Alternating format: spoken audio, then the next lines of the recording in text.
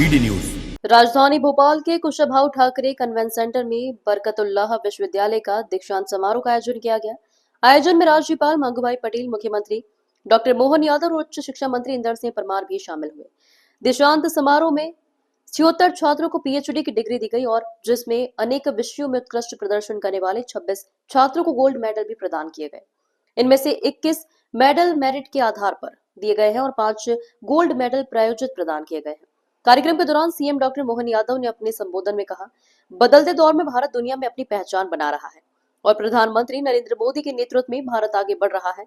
इसी के साथ उन्होंने कहा, हर देश में भारतीय अपनी क्षमता से पहचान बना रहा है। अतीत के काल में पढ़ाई में जो गलतियां हुई उसको सुधारा जा रहा है। दीक्षांत समारोह के दौरान सीएम मोहन यादव ने लक्ष्मीबाई को भी याद किया। सीएम ने कहा, नई शिक्षा नीति के माध्यम से पूरे देश को नया मौका मिला है। पीएम मोदी के सपनों में सारी भाषा हमारे राष्ट्र की भाषा है। बरकतुल्लाह विश्वविद्यालय के दीक्षांत समारोह में हमारे बीच हमारा मार्गदर्शन करने पधारे महामहिम माननीय मंगूभाई पटेल साहब, इस अवसर पर हमारे लोकप्रिय शिक्षा मंत्री, हमारे विद्यार्थी परिषद के साथी माननीय इंदर सिंह परमार जी, माननीय कुलगुरु एस.के. जैन साहब, माननीय कुल सचिव डॉक्टर अनिल शर्मा जी, इस अवसर पर मंच के सामने उपस्थित सभी महानुभाव, प्यारे विद्यार्थियों, पत्रकार साथियों, दीक्षांत समारोह का ये जो क्रम लगातार चल रहा है, मेरी अपनी ओर से आज के इस अवसर पर सभी उपाधिधारियों को मैं हृदय से बधाई देता हूँ, अभिनंदन करता हूँ। और संख्या में भी देखो तो बड़ी संख्या है, ये महाकाल की कृपा है।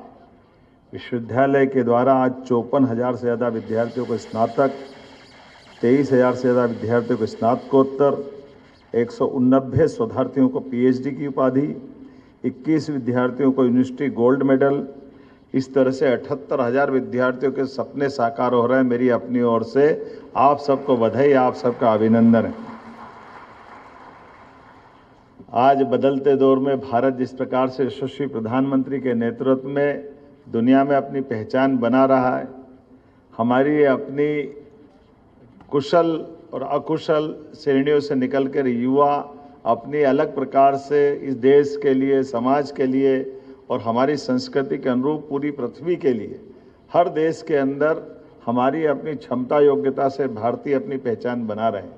आज के इस दौर में ये और सार्थक हो जाता है जब हम स्वदेशी की बात कर रहे हैं, आत्मनिर्भरता की बात कर रहे हैं, पढ़ाई के लिए अतीत के काल में जो गलतियां हुई उसको सुधारने की तरफ से। अब कितना अच्छा लगता है ये परिवेश देखा, बन ठंड के साफा लग रहा, जरा लगा कि हाँ हमारी दीक्षांत समारोह का आनंद है। हमारे भाई भी, बहन भी, ये कुछ समय पहले की बात ही जब खूब लड़ी मर्दानी, वो तो झांसी वाली रानी थी, वो जो सांफे देख करके बहन का आनंद आता था। हमारी कई झांसी की रानी दिख रही, आनंद आ रहा है देख करके, कितना अच्छा लग रहा है। भारतीय परिवेश से ये जो अपनी खुशबू आ रही है, इसका एहसास हम सबको हो रहा है, ये भारतीयता से ओतप्रोत होकर के। और इसी से जुड़ा हुआ हमारा दूसरा पक्ष भी है, हमारी अपनी परंपरा के हिसाब से विश्वविद्यालय में, जैसा माननीय शिक्षा मंत्री जी ने कहा, 2020 में शिक्षा मंत्री के नाते से मुझे मौका मिला, लेकिन मौके की जड़ अगर देखें तो शिक्षा नीति के माध्यम से, यशस्वी प्रधानमंत्री के माध्यम से पूरे देश के लिए माहौल बना। कहाँ हम आज के शिक्षा के दौर में राष्ट्रभाषा की बात करते हैं और माननीय मोदी जी के शब्दों में हमारी देश की सारी भाषा ही राष्ट्रभाषा है, सारे प्रांतों की भाषा हमारी राष्ट्रभाषा है। जोरदार अभिनंदन करें केरल से लेकर कर्नाटक, आंध्र से लेकर जम्मू कश्मीर तक, सारी भाषाएं हमारी। हमारे परिवार के बच्चों में माँ बाप से अगर कोई पूछे कि ज़्यादा अच्छा कौन सा है, अरे जितने बच्चे वो सब हमारे ही तो हैं, सब परिवार के हमारे बच्चे हैं। उनकी अपनी अलग अलग आनंद के साथ उनकी रचना भगवान ने जैसी बनाई वो बनाई होगी, लेकिन वो हमारे हैं।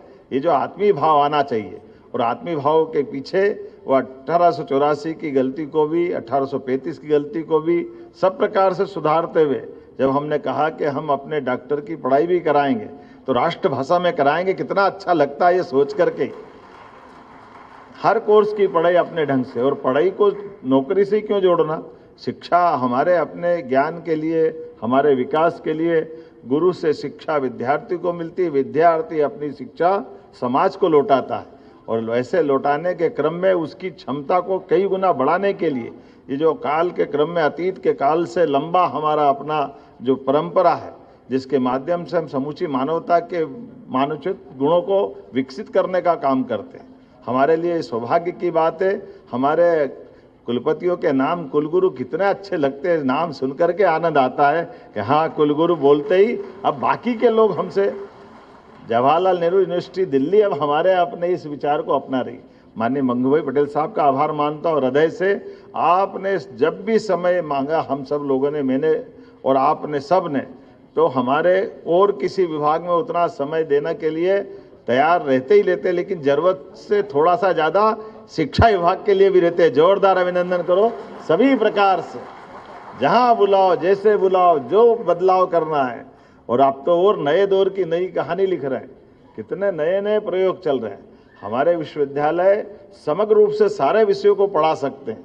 इनकी जो सीमाएं हमने खोलने का प्रयास किया, तो कृषि संकाय, वो गया जमाना जब कृषि संकाय केवल कृषि विश्वविद्यालय के माध्यम से महाविद्यालय चलते थे। अब तो अपने में से कई विश्वविद्यालय कृषि पढ़ा करके अपने राज्य के किसानों के लिए, किसानों के परिवारों के लिए, भविष्य की पीढ़ी के लिए, कृषि की उन्नति के लिए ये जो एग्रीकल्चर सेक्टर खोला है, वास्तव में बधाई देना चाहता हूं। आपके माध्यम से शिक्षा विभाग को बधाई देना चाहता हूं।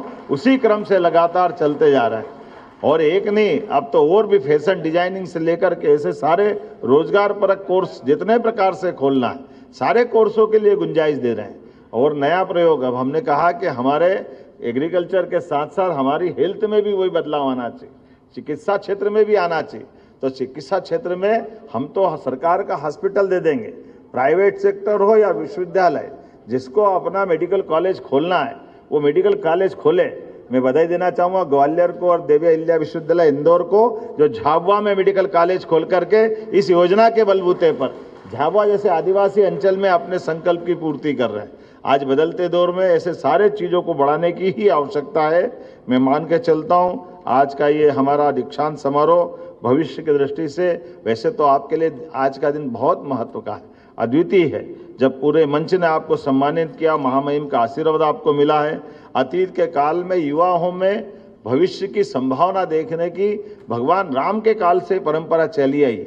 भगवान राम को राम के रूप में श्री राम बनाने की अगर योग्यता, और उनके घर से निकाल करके जंगल तक और जंगल से लेकर दुनिया के बीच में जो अद्भुत उनका स्वरूप बना है, इसमें विश्वामित्र जी की भूमिका बड़ी थी। युवाओं को छांट करके घर से निकाल करके, ऐसे बहुत सारे विश्वामित्र बैठे, मैं सबको प्रणाम करता हूँ, सबका अभिनंदन करता हूँ आपके माध्यम से, जिन्होंने अपने अपनी दृष्टि से इस भारत के लिए ऐसे भविष्य में भगवान की दया से राम राज्य की हम तब से कल्पना करते आ रहे हैं, और आज के काल तक उस बात को मान के चलते हैं कि शासन सुशासन में तब बदल सकता है जब राम राज्य की स्थापना हो। और राम राज्य का मतलब गरीब से गरीब आदमी के जीवन में भी वो सब कुछ मिले जिसके माध्यम से वो उस व्यवस्था का हकदार है, वो भागीदार है। गणतंत्र भी उसी को कहते हैं। आज के समय में यशस्वी प्रधानमंत्री गणतंत्र को गौरवान्वित भी कर रहे हैं। अत्यंत कठिन परिस्थिति के बावजूद भी देश के अंदर सुशासन की नई बयार लाकर उथल भरे विश्व के परिदृश्य में भारत का मान सम्मान सभी क्षेत्रों के साथ सुरक्षित रखते हुए इस देश के युवाओं के लिए, किसानों के लिए, गरीबों के लिए, हर वर्ग की हितों का ध्यान रखते हुए देश के स्वाभिमान के साथ कोई समझौता नहीं कर रहे हैं। यशस्वी प्रधानमंत्री का अभिनंदन करें उनके इस भाव के आधार पर। और हम आश्वस्त करते हैं, हम सब मिलकर के माननीय प्रधानमंत्री के उस भाव के आधार पर ही हमारी हर राज्य सरकार यशस्वी प्रधानमंत्री के इस बदलते दौर के बदलते समय में भारत की बदलती भूमिका के माध्यम से आज लगातार चौथी के बाद तीसरी आर्थिक शक्ति बनते हुए हम उस दिशा में आगे बढ़ रहे हैं, जब हम आने वाले समय में स्वामी विवेकानंद के शब्दों में 21वीं शताब्दी भारत की होगी। अमृत काल तक भारत सबका नेतृत्व करेगा, सबसे अग्रगण्य भूमिका में रहेगा। इसी कामना के साथ मेरी अपनी ओर से अच्छे आयोजन की बधाई। बहुत बहुत धन्यवाद।